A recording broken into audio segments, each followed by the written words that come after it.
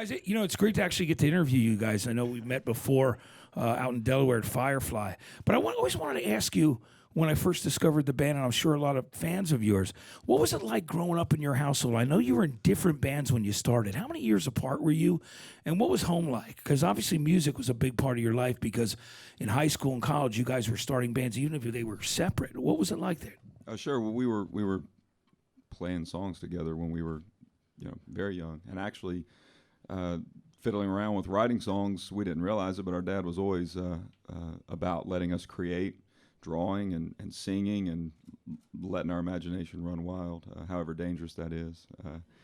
He was our father was owned a welding company, and our mother's a teacher, so there was sort of a work ethic with an education balance that was passed down from their parents, which one was a general and one was a Methodist minister.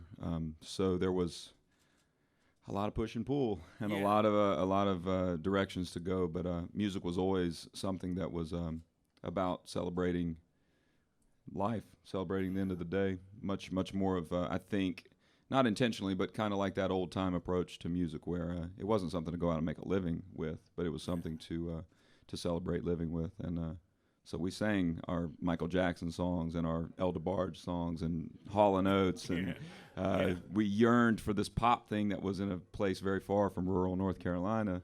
Well, it wasn't very far; it was right there, but it was different than what we saw at Foot. So, but it was a country upbringing. We had a lot of property to run wild on, and we did, and we're very, very lucky to have done that and had that.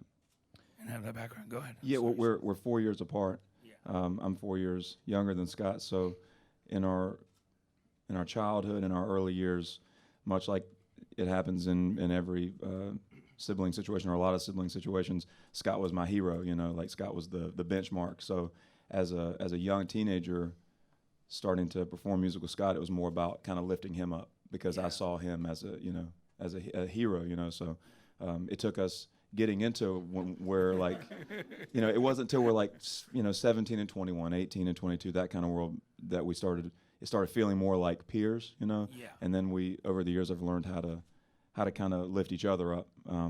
But I still look to him for a lot of wisdom and guidance and friendship, and it's there's just a lot of good things there between us. Mutual. Yeah, I love seeing that, because you hear with brothers and bands over the years, the Gallagher brothers, whether it's the Davies brothers and the Kinks, there's a lot of push and pull, as you know. I think we've always we've been very fortunate to witness how our bond and our love for each other is way more valuable than what we can achieve as careerists or individuals. It's just not, that just doesn't hold any weight compared to keeping our personal, and that goes beyond just the two of us. It goes with our whole group. I think that's great. So tell me about when you first started playing around and deciding you were going to do this, and using a lot of different instrumentation. When you first started the Avett Brothers Band, you really, that was one of the at that period of time, as you were moving away from, like you said, the pop that was out there. Was it something that came very natural to you guys? Were these instruments around you when you were growing up as well? Yes, on both of those. These instruments were around. Our dad listened to a lot of country of the time and a bit before, so we heard a lot of George Strait, Randy Travis, and head back into the Willie Nelson, sort of his kind of 70s era. So we were aware of country music, but we didn't really grow up with bluegrass or with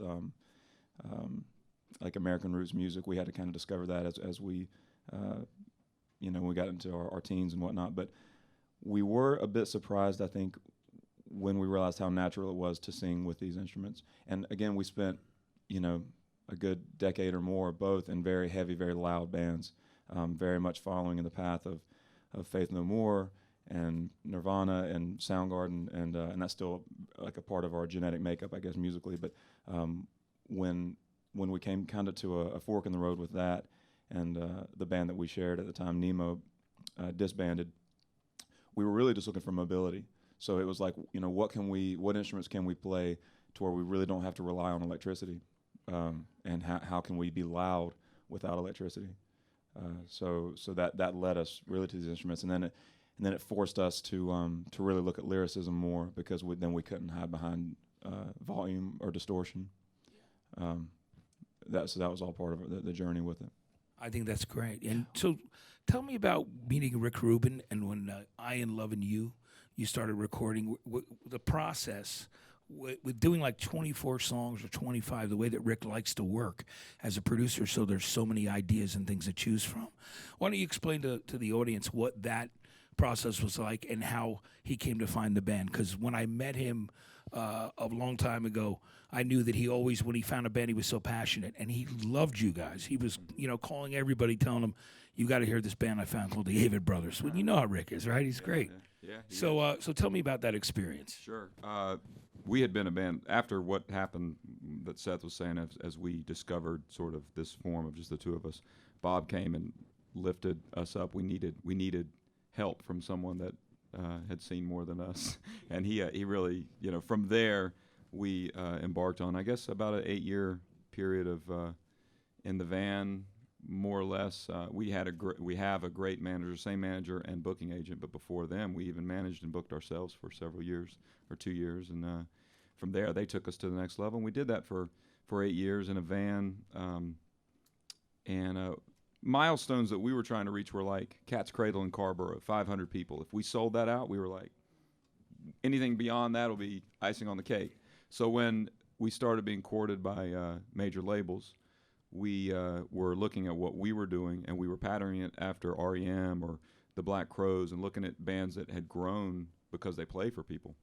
They didn't grow because there was money to be had. It was like they just played and people came, and it just grew naturally. So when we were approached by major labels, we looked out at the offers, and nothing in the business part of it made sense as far as advancing the business. The business was advancing on its own, and we felt very comfortable with that. We had great people around us, and but with Rick, we saw a creative advancement that would happen, and Rick's his work speaks for itself.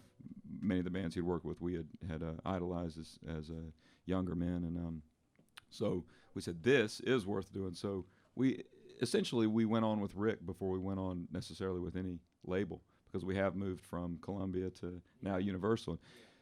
The way it's working now for us, the team of Universal has come. We're not 20-year-old pop upstarts. This is our 9th studio album. But We're grumpy old dudes, just crotchety. Are we all? unimpressed and jaded. Oh man, can't stand each other. Yeah. And it seems like that's how it goes. As soon as we let something go and go, you know what? It doesn't matter if we get that opportunity or not. That's not going to stop us from writing songs and playing for people. And our fans don't care what magazine we were on. They don't care. They want to come see us share songs or write songs and tell about our lives and experiences, which are similar to theirs. So with that, we are kindred spirits with Rick, completely, eye to eye. That's great. Now, tell me about the process of doing True Sadness. Was there was it obviously it's a comfortable situation with him as a great producer, and you talked about artists that you idolize like Chili Peppers or Tom Petty and the Heartbreakers, Beasties. Sure. Yeah. Is it so comfortable now that you go and you kind of know what the process is going to be like? Well, we thought so. We thought that we were going to know what the process was like, and it is very comfortable now. Working with Rick now for 7 years or so now. So yeah, like all that, the newness has been brushed away, and we're in this place of great conversation with Rick, where music is just one of the many conversations we're having with him all the time. So yeah, we thought that we knew what the process would be. I personally was going into it thinking we're going to make like a record like the band. Because we have this great band now. We've got the 7-piece band, and we're just going to go in. We can just play our songs in a room, set mics up, and go for it, and that could be great. I wanted to find out if that could be it completely.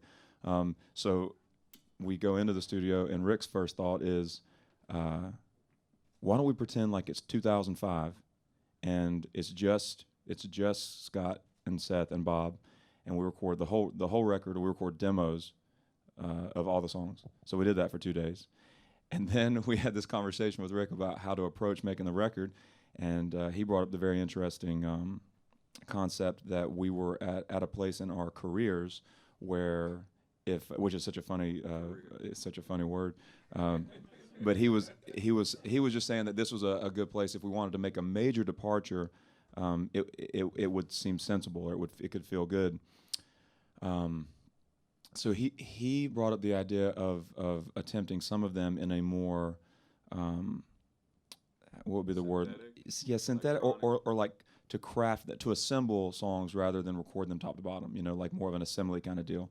And so for me, wanting to record our like the band record, I was like, oh God, no, I don't want to do that. But the examples he was bringing up were great, and I understood that. So in any event, what we did was we recorded the whole record in 2 days, just us three, and then we did this thing with the whole band. We recorded all the songs fully, like with a full band. Simultaneously, while that was happening, we had another engineer in the backyard of the studio doing remixes of all these songs.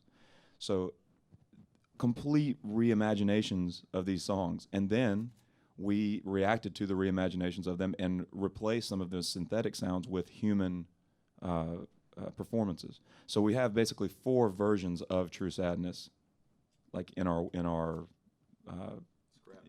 scrapbook now. So the record itself is sort of a collection of those. Like a couple of the songs on the record are from the demo 2 days, and then a lot of them are from the full band kind of deal. And a couple of them were born out of this experiment, which, of course, Rick is very big into the experiment, to try something and find out if it's good or horrible. So yeah, that was the process, and we basically just got ourselves in a position to see every song and every idea all the way to the bitter end, to find out if it was good or not. Yeah, and it was about finding which treatment was best for Exactly. each song. Like giving them the just ringing them out and figuring out if that electronic remix sound was actually better. And some, the ones that did sort of hint at that, we approached the remixes and re-recorded the remixes, like Seth said. Like you said, constructed it and replaced it with regular instruments. Yeah, and human performance. Which we had mentioned earlier was exciting because we went to Mitch Easter's studio for that process. We were talking about Mitch Easter, who used to produce REM and had a band called Let's Active. Great guy, also from the Carolinas down there. Yeah. And so you did part of it in Malibu and then went back and finished it The whole there. record was made in Malibu. We just did a couple overdubs there at Mitch's place, but Mitch was great to lend the spot to us and let us do it. Which is very cool. The record sounds great.